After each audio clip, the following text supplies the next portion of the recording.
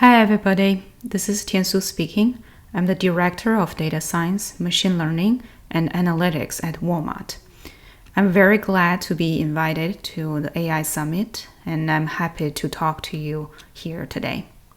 The topic of my talk is a product mindset for data scientists, machine learning engineers, and analysts.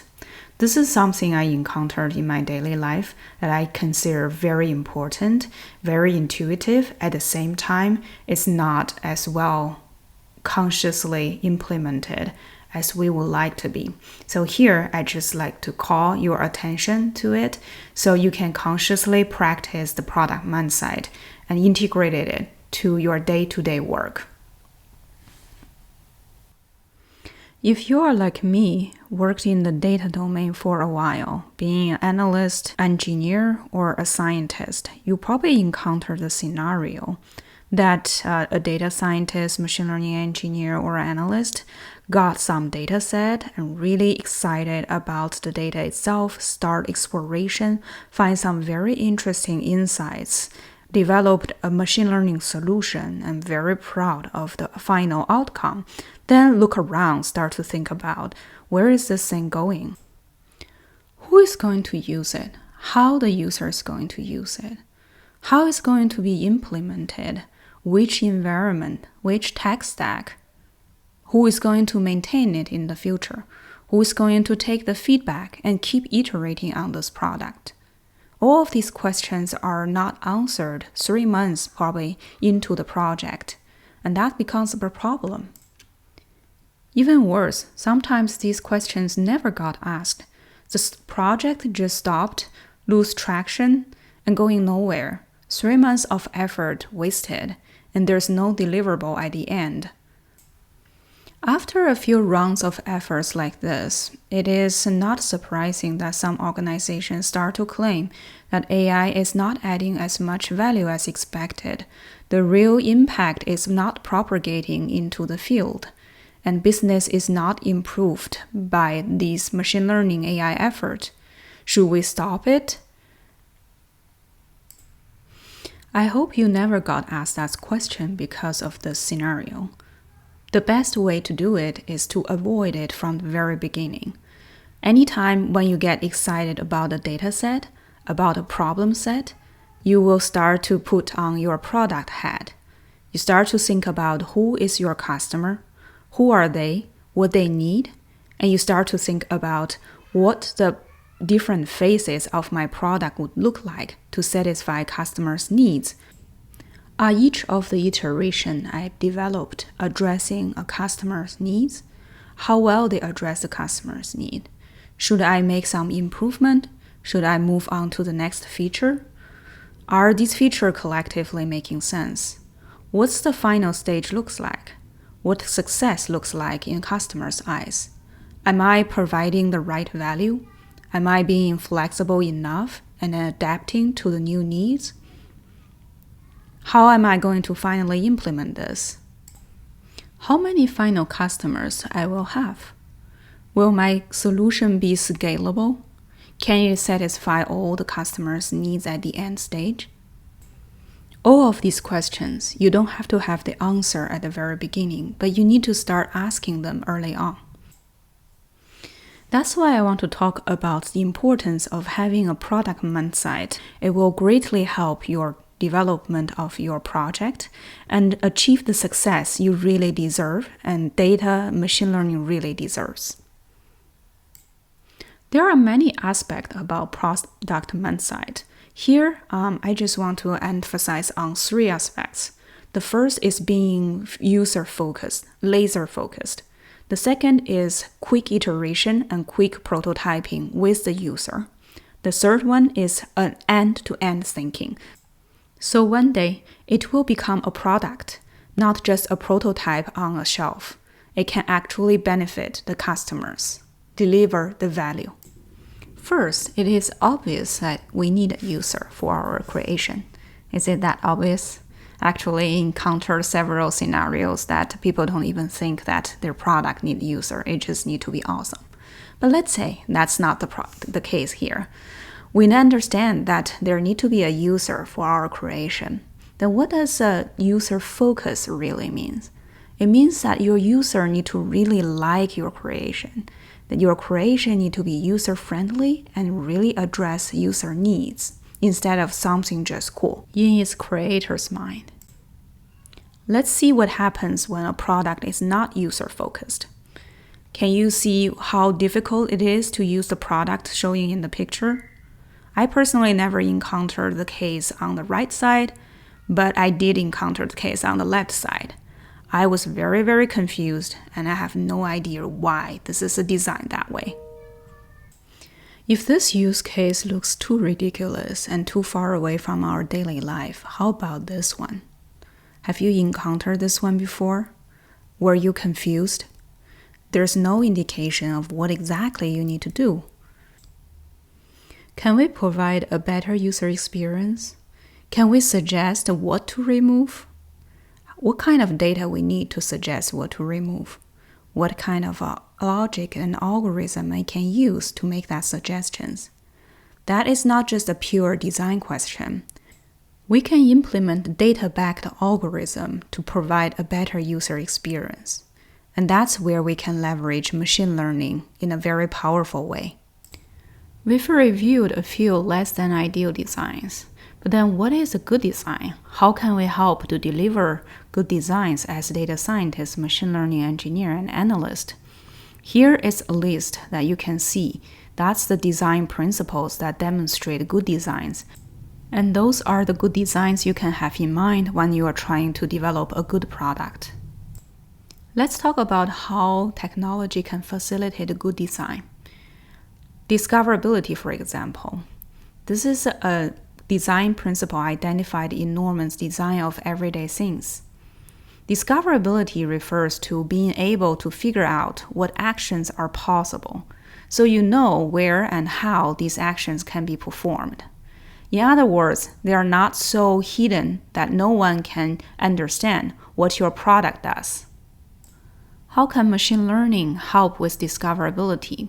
You probably encountered one of those interactive user guides that really helped you out when you are navigating through a complicated website.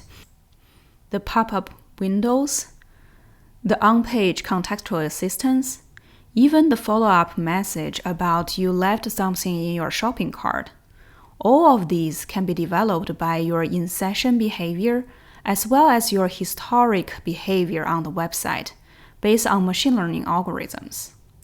Another example we can pick is tolerance. Tolerance is the permission for variation. For example, when providing a searching function, do you ask the user to spell out exact word, or you allow some misspelling, variations, and still the user can retrieve the relevant information they need? The algorithm require exact match is very different from the algorithm that has tolerance to misspelling and variations. Which one you develop will decide what kind of customer experience you can deliver. And in some use case, it's okay to require the customer to spell exactly the word. And some other time, it is really not acceptable to have no tolerance of misspelling. Now we've established that user experience is very important. When we develop algorithm, we should be focusing on the user's need. Let's look into a couple of real-world examples and how we adjust the model development according to users' need. The first example I want to talk about is a recommender system. Here is a very brief introduction of why we want to develop recommender system. The reason recommender system exists is because we are trying to solve users' pain point. Here's a slide showing the user pain points. There are two groups of users we try to serve with a recommender system. One group is the customer, the end consumer. The other one is the seller, which is the retailer trying to sell products. There are two typical reasons that a recommender system is needed. One is choice overload. Nowadays, especially with the e-commerce development, there are so many different kind of products with similar functionalities available. Which exactly one to choose is a big problem for the customers. At the same time, for the seller, if you want to promote something to a customer, which one exactly you want to promote to a certain customer is also a big topic. The problem of long tail is like this. When retailers carry many different kinds of product, there's actually only a small portion of the product has a high volume of sales. Those are the product at the head. Majority of the product have very low sales. At the same time, they could be satisfying customer-specific need, even though they are not popular at this moment. So to the customer, they never get exposed to the long tail product. How can they pick the products that is in the long tail and satisfy their specific need when they are only exposed to the popular items?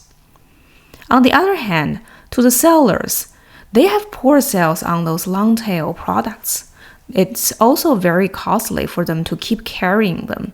So how can they service these long tail products and boost their sales, match them to the customer that will need them most? Now let's look closer into the recommender system, algorithm development, and its relevance to customer experience. Recommender system is something very interesting. A lot of these traditional model evaluation methods start to break down when it encounters recommender system. One interesting example is that the historic data is no longer the golden rule for you to test the model performance, because there's this very interesting underlying assumption about recommender system. The reason recommender system exists is because you have the fundamental belief that customer didn't know exactly what they want yet, and your recommendation is going to help them satisfy their needs better. Because of that, customers' past purchase is no longer the best representation of customers' future purchase, given your recommender system.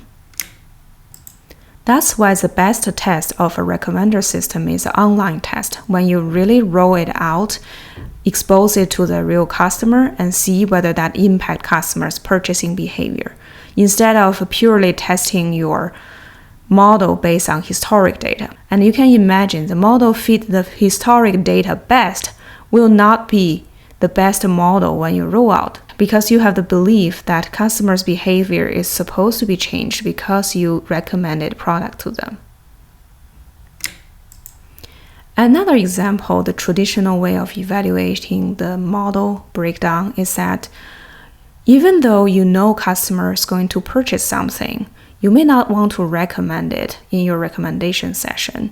And that means whatever you recommend may not be the highest likelihood what customer is going to purchase. And in the evaluation method, traditional way, if you omit these for sure going to be purchased item, your evaluation score is going to drop. But at the same time, you're going to boost the sales. And that's because customer doesn't need you to recommend the products they already like. What will help them most is to recommend relatively lower purchase products. That will boost your sales better, but at the same time, it will drop your score when you evaluate your model. That's why when you're trying to evaluate a recommender, you'd rather focus on user experience instead of these traditional model accuracy matrices. Here I give 4 examples of user experience-oriented model evaluation: familiarity, novelty, diversity, serendipity. It is very interesting that there's a study showing that at different stage of customer engagement with the recommender system, you may want to emphasize different aspects of your model. Let's use familiarity and novelty as an example. When customers first encounter the recommender system, it's very important for us to establish the trust with the customer. If at that moment we recommend too much product in the novelty domain, such as something that they never encountered before, they will have a natural doubt about the recommendation. On the other hand, when customers engage with the recommender system for a while, which is another evidence of customer loyalty, they may want more novelty in their recommendation.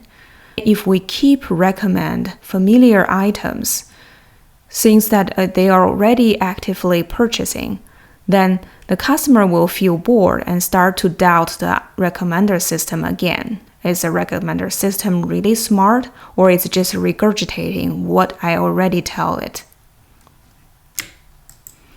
The other two matrices, diversity and serendipity, is talking about some other aspect of users' need.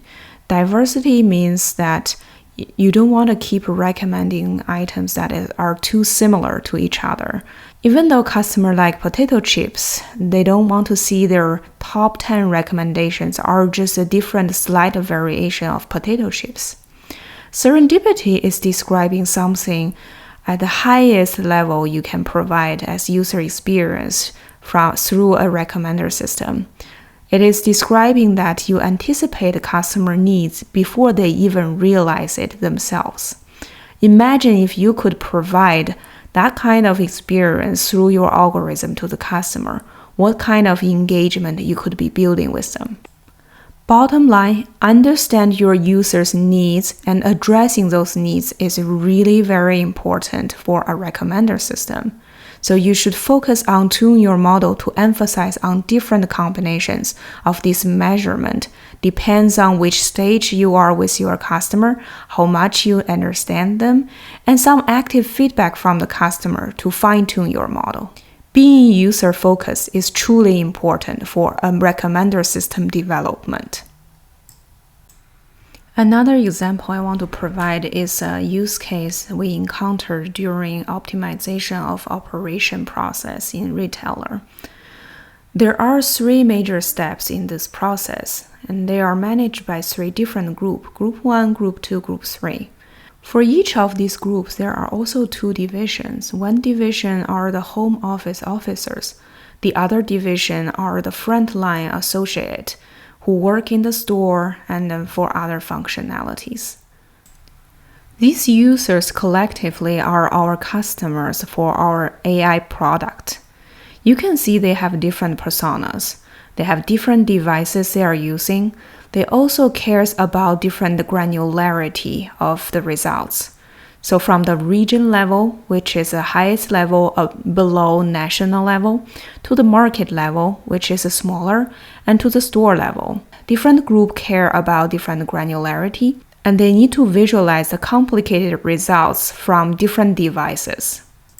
Since this is an anomaly detection project, each different user persona also have a different threshold tolerance of abnormality.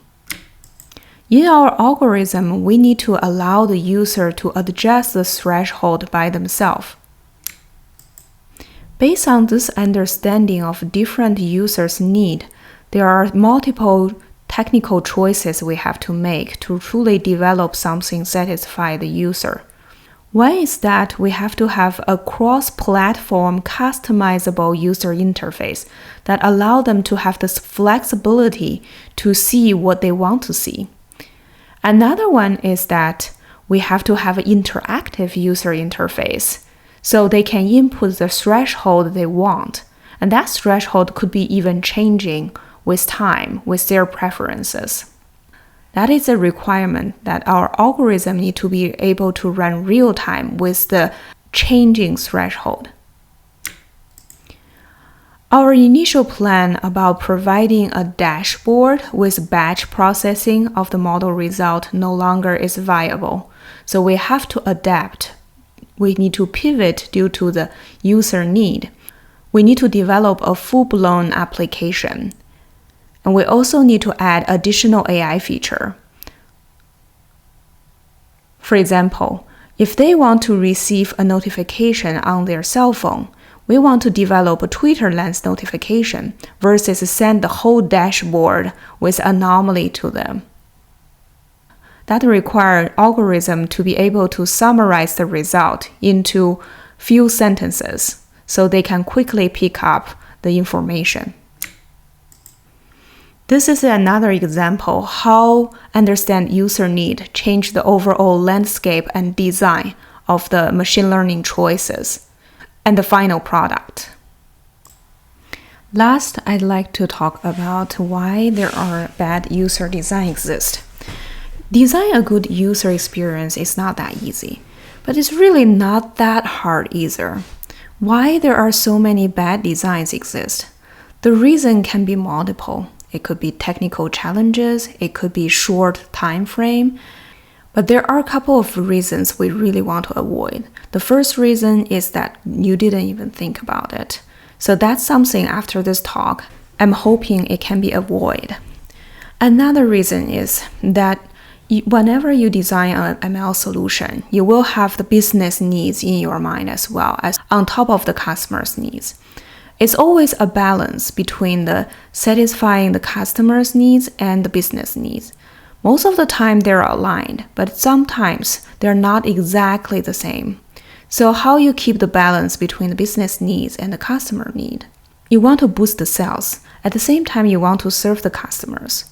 Do you want to design your algorithm more towards the high margin product or more towards what customer needs when there is a conflict? The worst kind of reason of a bad customer experience is this dark UX example. Some of these UX design intentionally complicate the user experience to confuse the user and then trick them into spending more money. I personally would like to discourage any machine learning product design oriented with this kind of purpose. This is not a good foundation for the success. After talking about user-focused, I'd like to talk a little bit more about quick iteration and quick prototyping. Nowadays, quick iteration and quick prototyping is a foundational practice and knowledge for technical personnel. I just want to call out a few highlights that can make your quick prototyping and iteration more efficient. First, get to know your customer. Leave pre-assumptions at the door. Really, when you interact with your customer, listen, think, and then adjust your design based on what you are listening and what they thought about. DS machine learning engineers and analysts sometimes are left out when having the user interactions. If you are left out, please emphasize this is very, very important for you and ask for the opportunity to interact with the users, at least listen to them. Product managers, please bring your dev team with you when you're meeting with the customers. They can be just a fly on the wall. They can be quiet. They don't necessarily will disturb you when interacting with the customer. By just listening to how you interact, how you talk with the customer, iterating through the product design, they can benefit a lot. And they can really design a better solution for you, for the customer, if they are better informed. Please bring the opportunities to your dev team. Second, make user feedback your life essentials. This is a mindset. You will never feel comfortable building anything if you don't have the user feedback. Build the user relationship so you can talk freely, you can really iterate, you can bounce ideas with each other without hesitation. Also, design your work in bite size. I too often hear data scientists telling me that they need 3 months to develop something because this is exploratory, it's really hard to estimate. I would like to challenge that. Are you really sure that you have nothing to show your customer in 3 months? Can't you divide them into bite-sized work? With some carefully thinking and with some experience, you will quickly find frequently you will have something to show your customer, and customers' feedback is going to greatly accelerate your development. It is way better than check out for 3 months and come back with something that is not hitting the target. Agile, quick iteration, getting feedback from your customer, and pivot when necessary. That's the essence of Agile. Agile is not your Jira board. It's not your burn down chart. Really take Agile to your heart, not just stay at the superficial level. Last but not least, there are prototypes that need no single line of code. I know as technical personnel, we have the tendency of want to jump on and write code, but it's very efficient if you start with some low fidelity prototype. There are prototypes called paper prototypes, which you just draw on a paper, and tell the customer, iterate with them about ideas, about your designs. There are also slightly higher fidelity prototype called wireframe. If you never heard about them, please check it out. Online, there are a lot of resources talking about wireframes. Once you check them out and try them out with your customer for a few times, you will realize these are very, very powerful tools to get under your belt. It is more valuable than another language you mastered. These are the highlights I want to talk about quick iterations and quick prototyping. I hope these suggestions are helpful to improve your efficiency when you're going through this very meaningful exercise. Last but not least, end-to-end thinking. This is critical for us to make a real-world impact. People often describe looking for a good data scientist is like chasing a unicorn. And that's right. A good data scientists are normally the kind of talents that have multiple skill sets. We may be good at one over the other, but we have to have foundational knowledge of these different areas. And that's why we exist.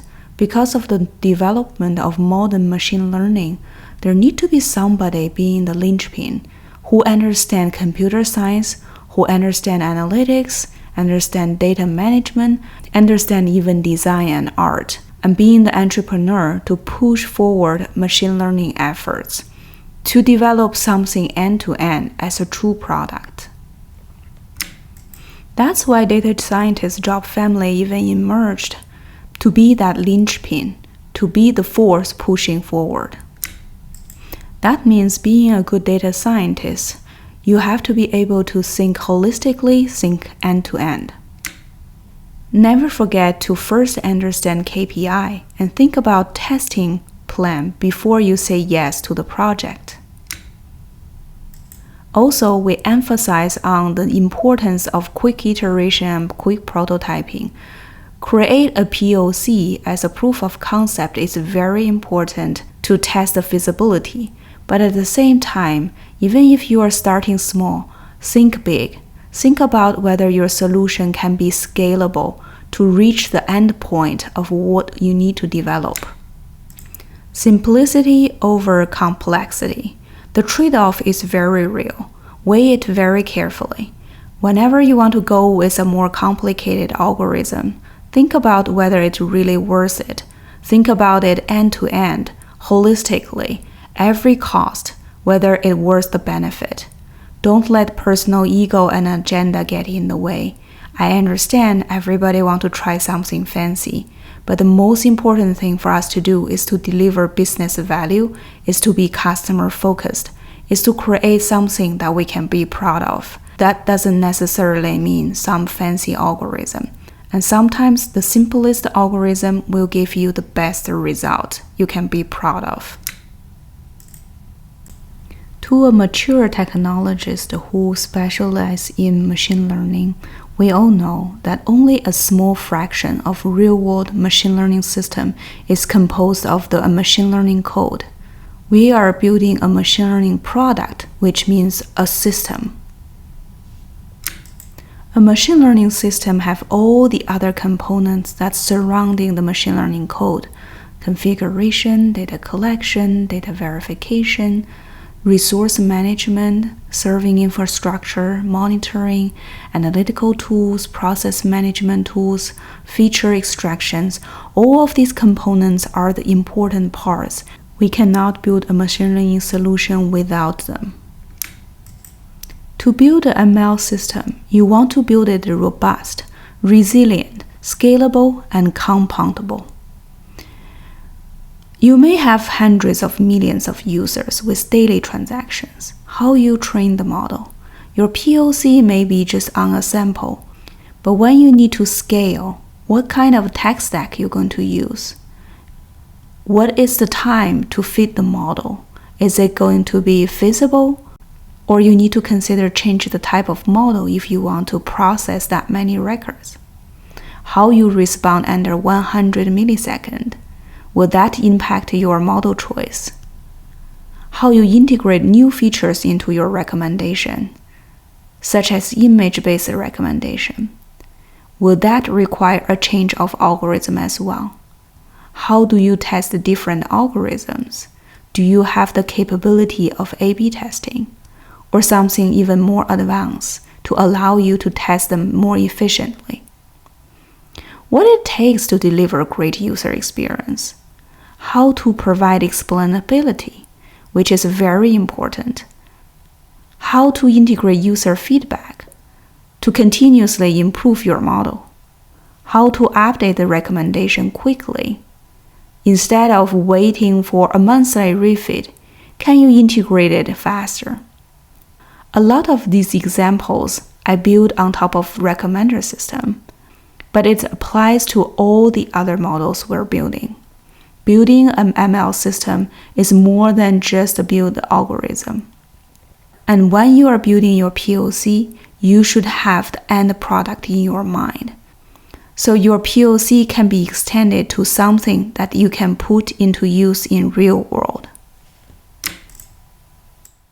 Product mindset for all of us. Be user-focused, quick iteration and quick prototyping, end-to-end thinking. These are important points that can help you to be a better technologist and build better products. Thank you very much for your time. It's my great honor to share some of my thoughts and experiences with you.